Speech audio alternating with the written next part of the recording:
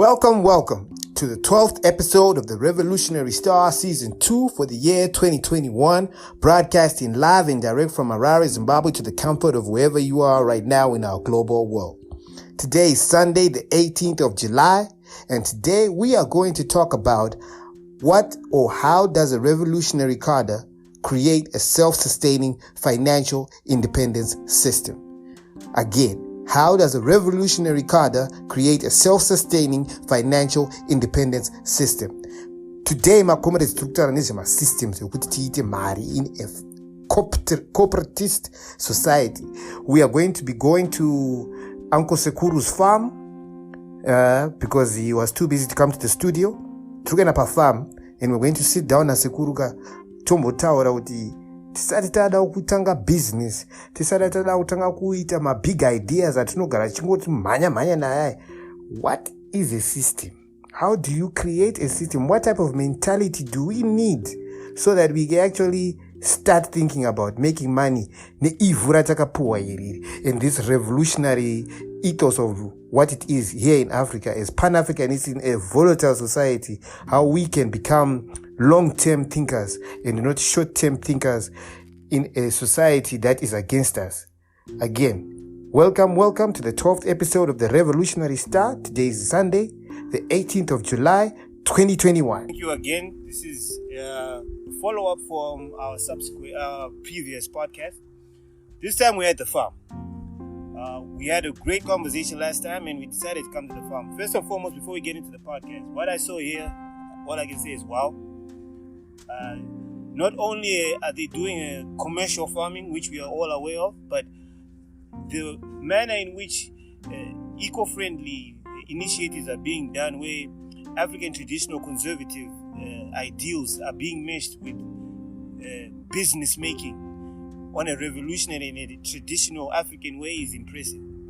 However, these are going to be subsequent podcasts we're going to get into. We saw how piggery is being redefined in an African concept based on organic models that we are all familiar with here within Zimbabwe. Not only that, we saw the chicken project, and we also saw recipe making on certain initiatives that can actually help when it comes to initiatives like stock feed. We all know how expensive stock feed is. However, comrades, this podcast here is about systems. We cannot get into all of these things without even understanding the mentality and what it takes for a comrade or a revolutionary who wants to actually make money in Zimbabwe. If your mentality is not correct, all these things that we're talking about don't make sense. Uncle Sekuru highlighted this last time when we were on a macro level about Zimbabwe and how he saw Zimbabwe in 2030. We are now following up on that when we are talking about systems. What is a system? What it takes for an individual to create a system so that they can actually be self-independent and make their own money and be able to actually endeavor in revolutionary thinking and at the same time not dependent on any other person. So today we have invited Uncle Sekuru again. We've actually come to the farm because he's a busy person and he's going to sit down with us. He's given us about 30 to 40 minutes where we discuss systems. So this is a podcast dedicated to systems. Uncle Sekuru, thank you for having us again here at the Revolutionary Star. Now, I'm not going to waste too much of your time. As I said before, we're at the farm, and I know at the farm there's a bus. But I'm going to go right away and say, last podcast you mentioned systems. And to be honest, I really didn't know what systems is. And what is a system? Can you please try and break down to me, first and foremost, what exactly is a system? Thank you again for having me such battle. So, to avoid rhetoric and repeating and repetitive phrases, a system in this premise, which is in production, is what a set of principles or procedures, right, according to which something is done. That's how it's divided in the dictionary. So, if we look at a system and a framework, we talked about framework last time, right? A framework is a basic structure that underlines a system, a concept, or even a text. So what happens is a framework and a system are almost one is a precursor of the other, or one is a enabler of the other. So remember when you talked last time, I said if you are buying a business in a corporate setup, they want to see your records. They don't want to see your they don't want to see your animals. They don't want to see you going to the market or you go to the bank. They don't want to see a bank account. They want to see your records going back to at least 5 years. Let me refresh your memory. If you remember, there's a time when a group of farmers came together and they took off a crocodile project. Yes. When they did, they realized that they thought they had everything they had to go on with the business. Right. Until they realized that the one thing that they did not get was the one thing that they needed the most. Right. The book that had the framework of how to run a crocodile farm. The numbers. Yes. So you can have the product, you can have the land, you can have the space, you can have the time, you can have even a loan, but without a feasible framework, you don't want to go anywhere. So let me ask a question. I have a degree. I can come up with numbers all the time.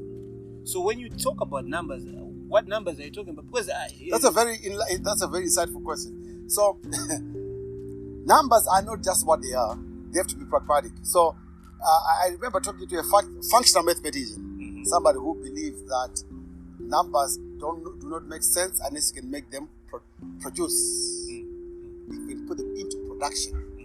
So let's go, for example, let's look at broilers, for example, as a way of farming. Even piggery, everybody goes into piggery. You ask them, why did you decide to go into piggery? So you know what, I was told if I start with one bull, which is the male, and 3 gilts and 3 sows, you know what, in a year I'll have this much pigs, then I'll have this much. They explain the whole explanation theory.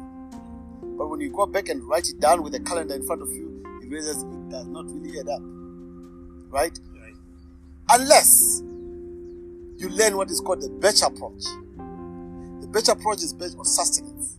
It's based on consistency. It boils down to this. You have to be able to calculate how much money you're making per day and how much money you're losing per day. That's how a functional system can be proven to be working. So a school teacher that earns, let's say, $600 a month, they should be able to tell how much money they're making per day, per hour, per minute. Because that's how much money they should be able to tell how much money they're also spending per that particular dichotomy. Without understanding that, you are not ready to go into any business. So, these people who talk about big numbers, are you telling me that they are missing it? If you know how it is when you meet somebody who is a big... No, they're not. Okay. They're not. Big numbers start from small numbers, Mr. Chiparo. So, let's look at it this way. A person like a Donald Trump will not let a tuck shop that is producing at least $20 profit a day walk away just because he has $1 billion. Right? Because he realizes that 20 extra dollars I'm making for that tuck shop can improve my life. If I give it to the guy that opens my gate, he'll open my gate better. If I give it to a guy that polishes my shoes, he'll polish my shoes better. If I give it as a tip to a waitress, the waitress will do the job, they will service. They will do the service that they're supposed to do to me better. Right? The biggest mistake I see with most of the youth that we see in this world is they want to go for big money. They want to rush into gold where they make profits of $3,000 to $4,000 a day. Right. But if you tell them, like, look, for you to be able to do that, you can't really ignore $20 a day. Right. Because $20 in 10 days is $200. That's $600 US dollars a month. That's double more than what a teacher gets paid. Right? Right. So the fact that you're making this much money per day does not mean you can ignore small money that you make per day. You cannot ignore the small money. Right. So, let's take it as an example. Let's say I am a youth and I want to start a business. How do I create a system? First of all, let's go back to focus. Why do you want to start a business? Business only exists because of one purpose. Profit. Business is profit. The success of business is determined by how much profit margins you're making. Right? The purpose of a business is nothing but profit. What I hear people preach the most, especially in African countries, is you have to have passion for what you want to get into. That is probably the most misinformed information you can give to your child or a person. Okay. Not only is it ill-informed, it's also misinformed. It's also misinformation. Right. The moment you have passion for whatever you want to get into, it's going to be very hard for you to separate emotions from however you're doing it. Okay. Emotion is the most toxic feeling you can ever put in a business. Okay, so right from the get-go, we are highlighting for our comrades here that do not be emotionally driven when it comes to anything to make money in your life or benefit you as an individual. Separate your emotions from anything to do with productivity. Am I getting that correct? Yes, emotion is the most toxic aspect of life you can put in a business. Okay, maybe people just think we're just throwing up names. How do you see emotion? If you're running a pig business, you name your pigs John, Albert, Max, Peter. How are you going to be able to sell John at the market when you know John is going to be killed at the market? You now have an emotional attachment. Exactly. Okay. That's a classic example of how people put emotions in business. Secondly, see, I love dogs. Right. You saw how many dogs I have. Yes. For that same reason, it's the same reason I would not go into dog breeding. Because you have an emotional attachment to dogs. So it would be unhealthy for me. I'm passionate about dogs.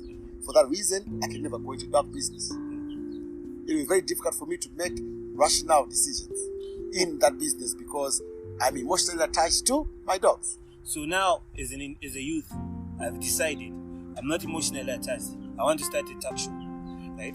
In that tuck shop, can I hold you there 1 second? Okay. Why a tuck shop? That's the first question I ask you. Why did you pick a tuck shop for the things? Why did you not want to start digging graves as a business? Why did you not want to start paving roads as a business? Why did you not want to start raising chickens? Why did you pick a tuck shop? Let me be honest. Usually people follow trends. So maybe I may have heard somewhere that right now my tuck shop don't get a man. Or maybe shoot. But don't you think that's short-termism? Because if you want to do it for right now, tax shops are not going to sustain until next year. What if next year's tax shops are not making money? We go back to that term you keep short-termism. using. Exactly. Right? But so you're saying joining a trend is never a good idea? No, it's not. Because there are no numbers connected to the trend. Okay. Right. And if goalposts are shifted, which they're usually shifted, you're going to find yourself in the middle of the field with nobody to play with. So how do I follow the money? If I wanted to actually create a successful business, what are the things? We are back to investment. Right? So, long-term investment. Now, I know a lot of people will say, no, how can you embark on long-term investment in a very volatile economy like ours? You have to understand, there are some things that will never change. Right? Watermelon to knife or knife to watermelon. They will not change. If you really look at it, people will always eat. People will always sleep. People will always marry. People will always dance. People will always laugh. People will always go to church. People will always drive. People will always buy groceries. People will always do washing for their clothes. People will always comb their hair. Do you see where I'm going with this? There are some things that will not change about human beings. Okay. Even if the inconsistencies in our country are consistent. Right. It does not necessarily mean that you have to be inconsistent in your focus. So first pick consistency within whatever you are doing so that you have the numbers. Is that what you're saying? Let's look at one thing first. Why do you want to get into tuck shop business? Because you're looking for profit. Right. So let's isolate that before you decide what you want to do. Right. It's profit you are looking for, not tuck shops. It's profit you are looking for, not piggery. It's profit you are looking for, not chicken breeding. So you are basically trying to find, you're following the numbers between whatever is. Right. But on a long term, there's never a time that people stopped eating chickens. Right. Even when in 2008, when things were so hard in Zimbabwe, people were still eating chickens. So you have to follow the chickens. Find how to navigate in that chicken business by doing all the numbers. Use the worst case scenario, most possible scenario, best case scenario. Do your risk assessment. Imagine yourself. Let's say you're into piggery, into piggery business. Picture yourself with one day walking up to your pig pens, and all your pigs are dead. Are you gonna whip and say, "Hey, what has happened to me? Why are you gonna start again the next day?" Because trust me, if all your pigs die in a disaster, whether it's natural or whether it's man-made, whether it's theft, when you are starting your pig business again the next day, you are not at the same level as a person who's coming from the code and you want to get into piggery. The experience, the knowledge, everything you have, you are already 10 times ahead of a person who doesn't have piggery. So I'm seeing a trend here. When I'm now realizing what you say when you say numbers. First and foremost, it seems everything you're saying, you can't make a decision if you don't have the numbers. Yes. Which goes back to when you were saying about record keeping. Right. So numbers here would mean, if you are starting with 3 saws and 1 ball, you should be able to tell me when you're expecting your first lady. Dates. A date? Yes. Specifically. Can you actually do that? Yes. Okay. All right. It should be plus and minus 2-3 days, but you should have a date. Okay. After that, you should be able to tell whoever is asking you when you're expecting your first cent that counts as profit in your business. If you don't have that, go home and play Mbira. You don't know it's a Mbira. Damn. You're an artist. This is profit after you've covered, after you've broken even. Profit means you have to find your break-even point. That's another subject already. Comrades, you have to be able to calculate your break-even point in everything that you're doing. That's better what it is. Again, a lot of people don't take that into consideration. When we're talking break-even points, most people start thinking that the profit is... Most people do not even consider the principle as part of... Okay, so let's go back to that. Where I collide with a lot of the youth these days is what you just mentioned, principle. I ask them, you want to start a business, tell me what happens if your wife comes and says to you, look, Manarwa, the baby's sick. You have $200 to go back and put back in your batch system. You need $50 for Mana and Kupara. Are you going to dig into those coffers to take care of the baby? I won't lie to you, if it was me, I probably would. That sounds like the right thing to do, yes? Yes. Right. Because you don't realize that your business is also mana, who needs to grow up, grow, and move just like anybody else. The moment you start the business, disassociate your life from that business. It already has a life of its own. If you are still at the point where you find yourself saying, no, but mana wanguka, I have to get the money from there. Don't start a business, you're not ready. We go back to that emotional attachment. Yes. Do not become emotionally attached. It's not your money, it's the business's money. There's nothing to do with you. This is the reason why back in Zimbabwean culture, only the apostolic would succeed. Because it was very easy for them to dissociate themselves from their business. They would focus. If I'm doing Kukoma Mapoto here, that's what I'm doing. Manakarwara, that has nothing to do with my business. Okay, so following this train of thought, I'm seeing certain key fundamentals. Number 1, have records. Right. Number 2, do not become emotionally attached to your business. Yes. Number 3, always separate your costs from that of whatever your social life is, your environment, everything. They're not connected. The business's money is the business's money. One person once said, intelligent people in business are those people who can use yesterday's numbers to solve tomorrow's problems. Profound. But you see where I'm going with that? But again, explaining that to a youth, how can a youth understand that? Because what I'm getting from you is numbers are important. But how can we explain to our cadres here that it's not just about Wapu alone?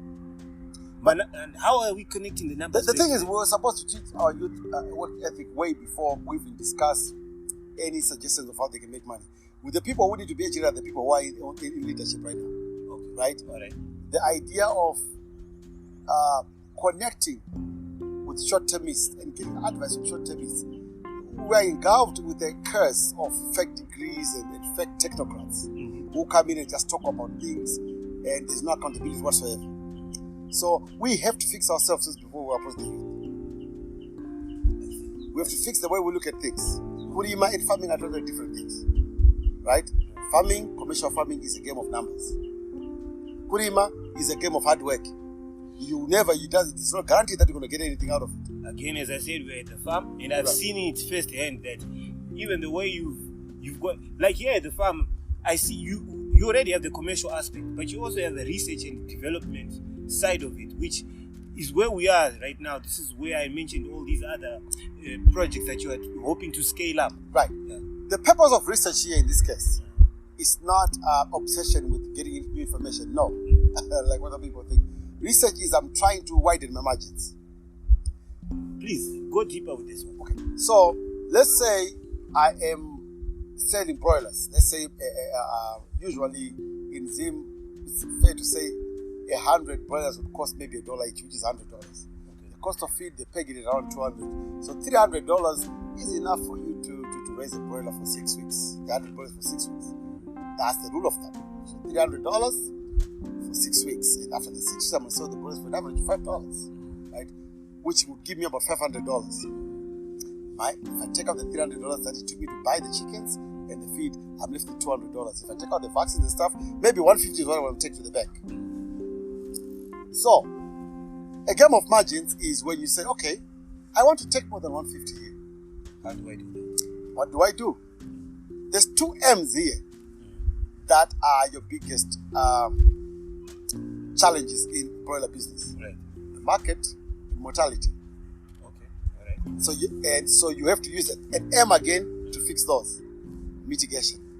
How do you mitigate mortality? And the only way you can do that is efficiency, right? Yes. How do you mitigate the market?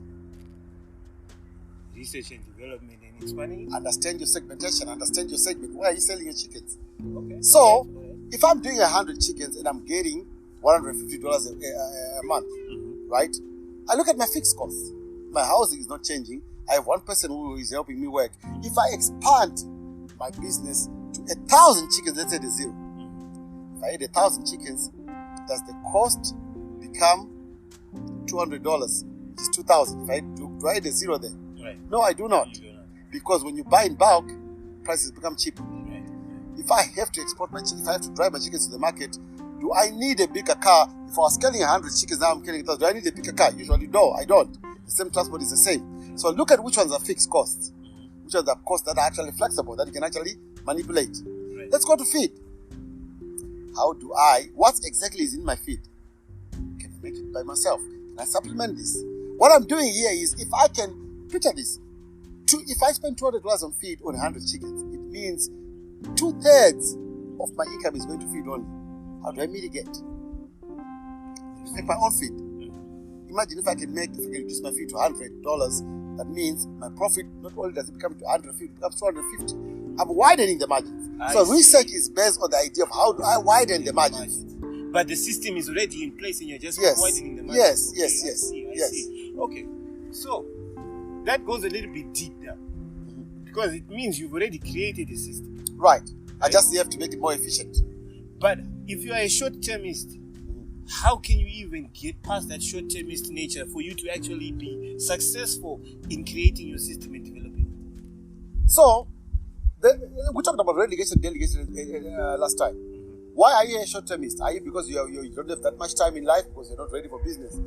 If it's a question of time, outsource your information, go and talk to people, consult, use that extra money that you have to pay somebody. Like, look, I need a more efficient system. Put on an Excel spreadsheet so I see how I can do a batch system here with my chickens. Okay. You know what a batch system is, right? Yes. If I make $150 per batch with my chickens, and I'm doing 100 chickens per month, right? Because it takes about 45 days to 50 days from the day that the chickens were born to the market. Right. If I only do one batch at a time, I will end up with 9 batches per year. Does that make any sense? Yes, that makes sense. So that means I'm making a profit of $150 9 times a year. But why am I only limited to the 9 times a year? Why don't I do this every week? Week 1, I have batch A, right? That is going to mature in week 6. Week 2, I have batch B. That's going to mature in week 7. Week 3, I have batch C. That is going to mature in week 8. That way, every week, I am selling the same amount of chickens. In other words, what I've just said is every week I'm making $150 profit. You've doubled. Every week I have chickens that are 1 week old. Every week I have chickens that are 2 weeks old. Every week I have chickens that are 3 weeks old. Every week I have chickens that are 6 that are ready for the market. But every week I have chickens that are a day old. I see. That is what a system is now. Okay. So I do not have to know if the sun shines, sets, if it rains or it pours. All I know is today I'm getting 100 chickens on Wednesday. Next Wednesday, those 100 chickens I bought last week are 2 weeks old. But I've got another batch of 100 chickens, which are 1 week old. Right. Next Wednesday, which is week 3, my other chickens are 3 weeks old, my others are 2 weeks old. I just bought chickens today that are day old. Next week, week number 4, my other chickens are what? 4 weeks old, 5, 6. Next week number 5, my chickens are 5 kilos. Next week number 6, I'm selling my first batch of chickens. And as I'm selling it, I've just got the batch. For the following week and the following week after. Consistency. Consistency. That's what a system is. So basically, a system is creating consistency within your business. Right. We're back to routines again. Remember what you said that time? Routine. Right.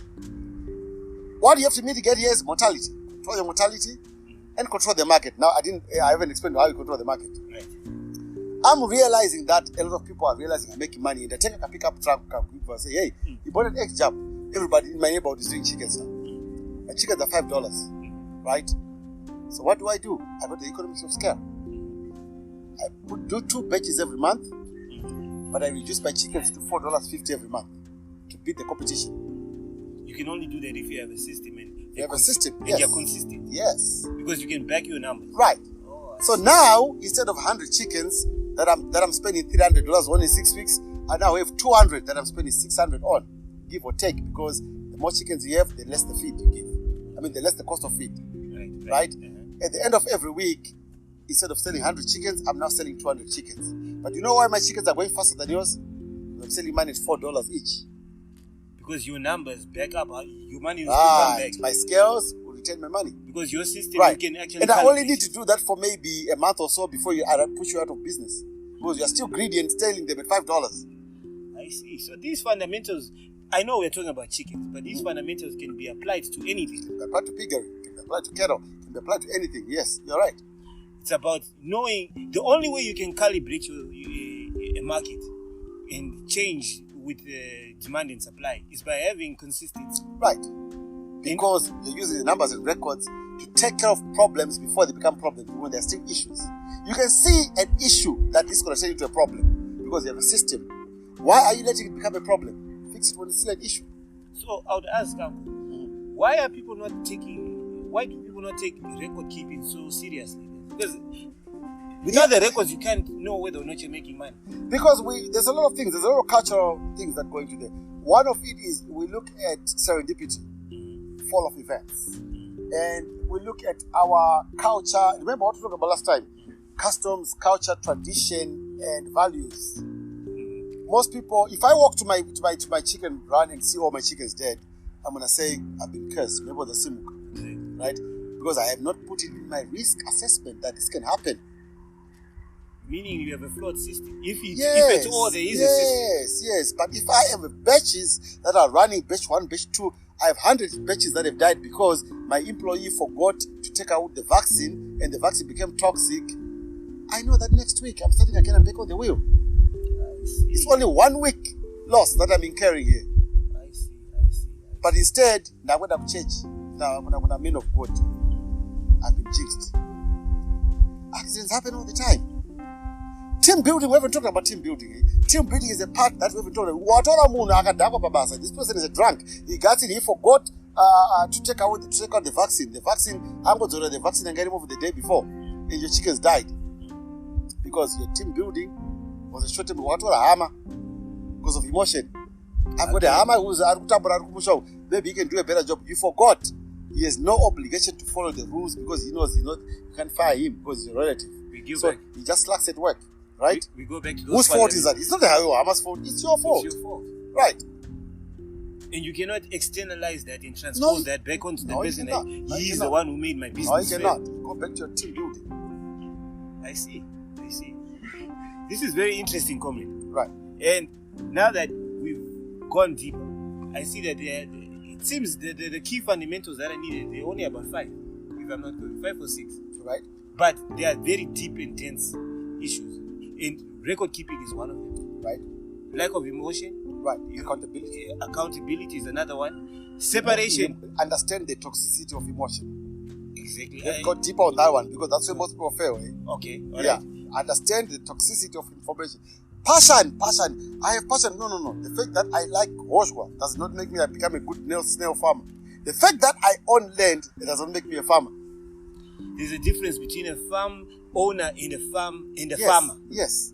One had emotional attached to the land. Because he's the owner. Because he's saying, you know what, my father died for this land, or I went to war for this land. It's my land. But you haven't looked at it this way. What do you want to do with this land?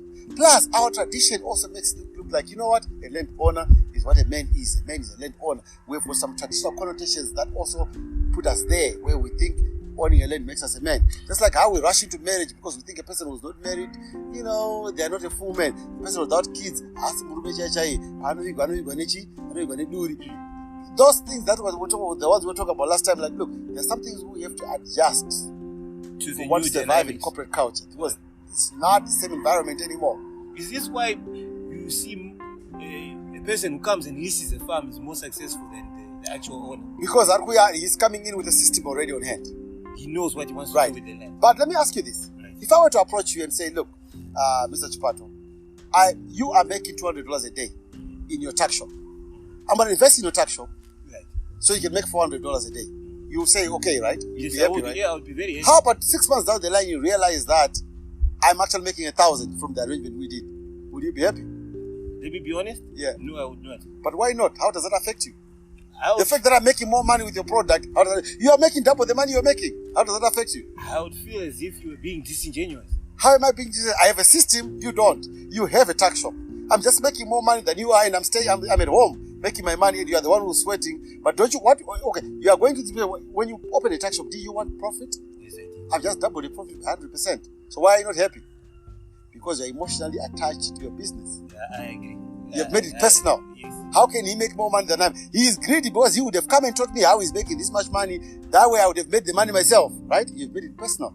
So you would rather throw a grenade to kill a mosquito. And Chada, you cancel everything. This is how you see there's a lot of farms that are idling out there. Okay. When people can actually get into partnership with kids that came from Ibero, business people, they can actually get in partnership with people that can actually make a feasible program that both of them can make money. But the fact that they don't want to see another person making money from something they believe is theirs, that's the toxicity that can arise from emotions. Now, You forgot, farming is a business. And when you go into business, there's only one thing that you need: profit. This guy is offering you 100% profit, but you're saying no because you know he's going to make more money than you are. That's how passion and emotion can get toxic. having heard all of this, Right. Yeah. there are several things that I was hoping we'd follow up with on a later time. Right. I know you started Zimbabwe Vision analysis. Sorry, it's Zimbabwe Vision Agricultural Financial Analysis. Right. It's an organization that you've already started, which deals with the financial aspect. I'm going to hope that we have a subsequent podcast involving that so that you can break it down. Then I noticed when I was here at the farm that you have a hyacinth project. You also have a piggery project, which is based on organic materials. Because I just noticed that the pigs don't smell, which was crazy for me. The farm right now has got no smells. The cow dung from the cows, the goats, the pigs and the chickens, no smell at all, 100% organic, which we all know right now in this global world we're living, organic is what sells. And I've noticed that this is just at the research and development side. The commercial, you're still doing the usual commercial, but the research and development side, I've already seen things that when they get scaled up, now that we understand systems, you can actually see how the profitability and the margins, as you explained to us, would be. I hope we will have subsequent podcasts involving these different projects that you've done. The water hyacinth, we are all very aware that it's a very invasive plant, and I hope you can break that down to us, how you actually came up with the idea, thought about the idea, and the ecosystem that you've been using here at the farm.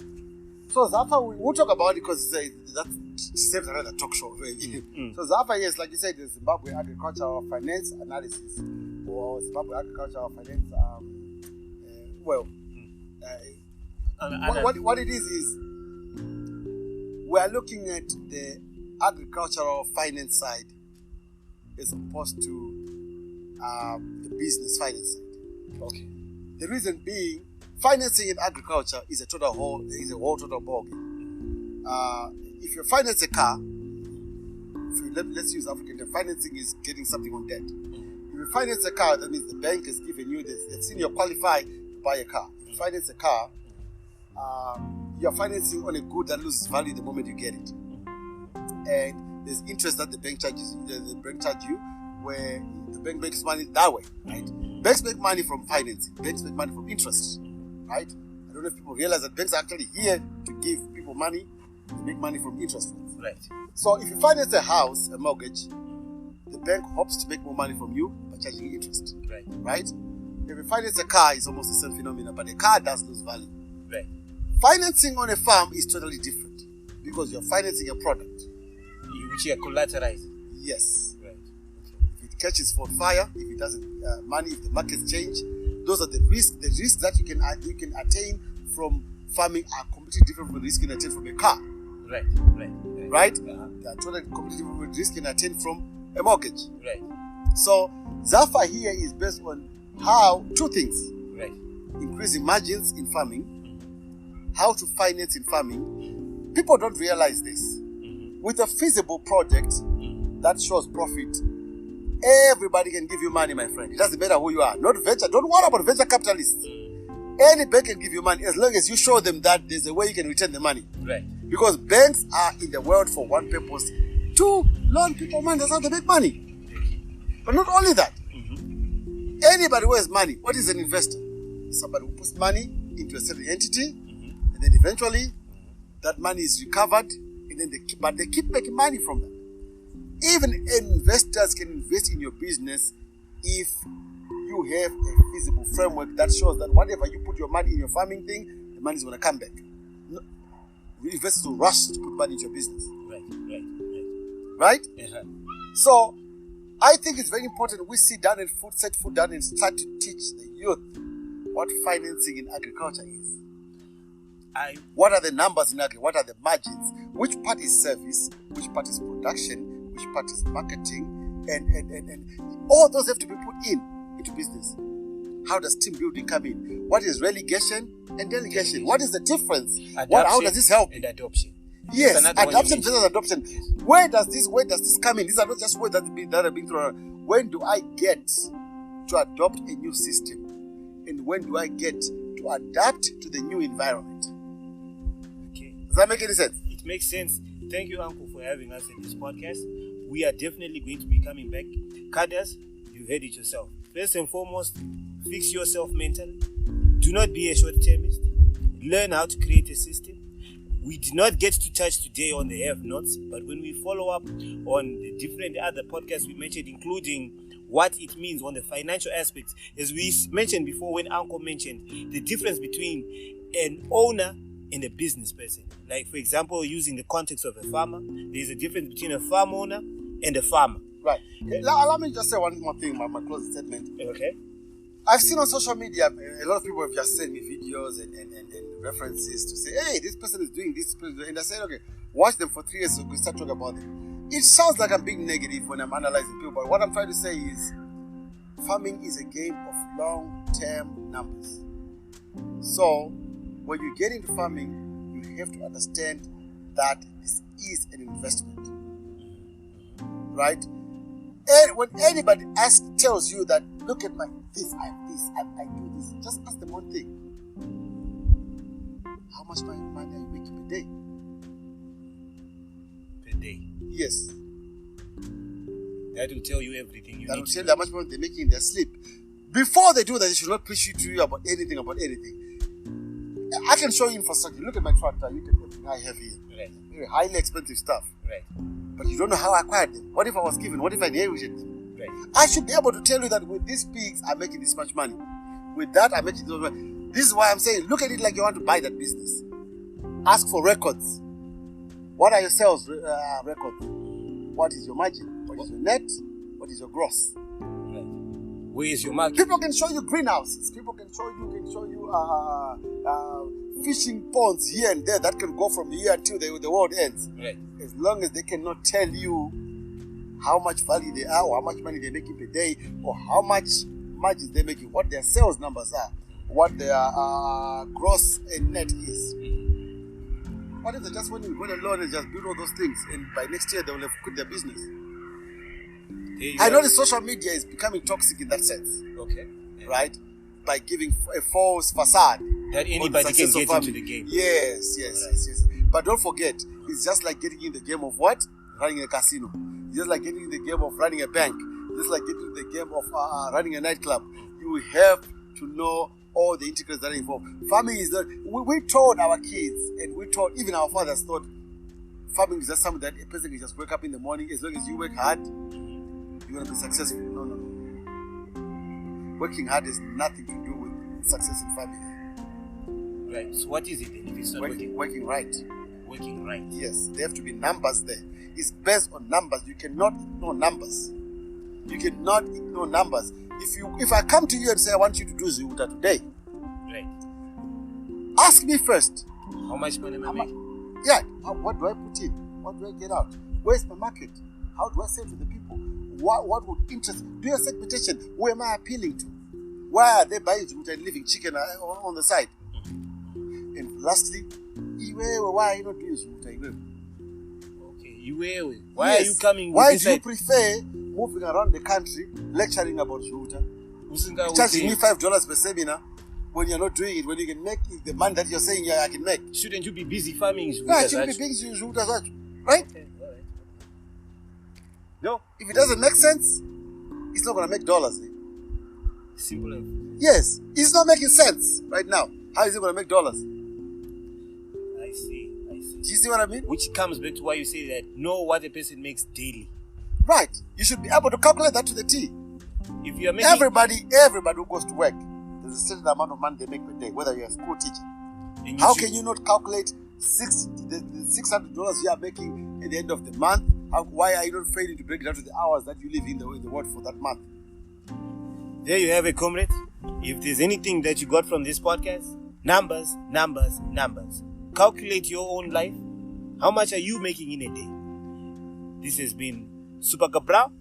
Roger out.